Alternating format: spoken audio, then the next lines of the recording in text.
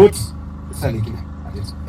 What you want to do? Two artists sina mazita kuti ndakawapa mari iwo uripo Wakapiwa 5,000. Hey, look on a stand. Hey, look on a stand.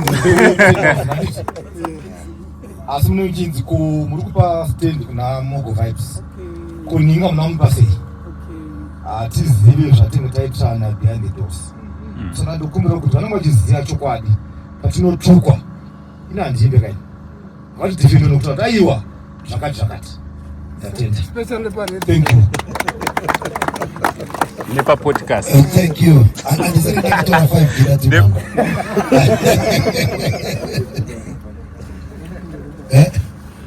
Mkoma ethi. Tsaka peda timango saro timango kwa wana mashoko. What touch it?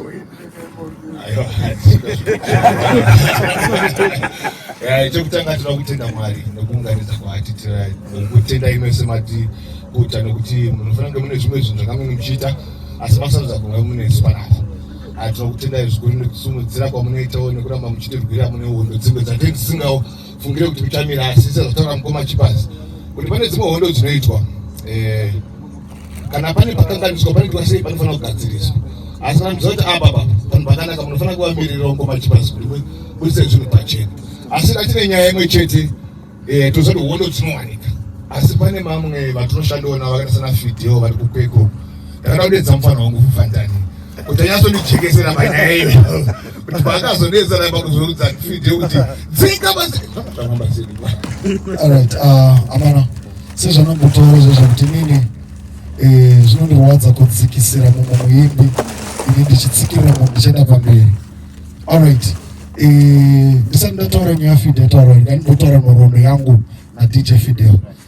Ini ndakatanga kuziva naFideo ndofunga ndakatsonga so ndakaona kuita kadiki so Fideo is like a brother to me and a friend from long time.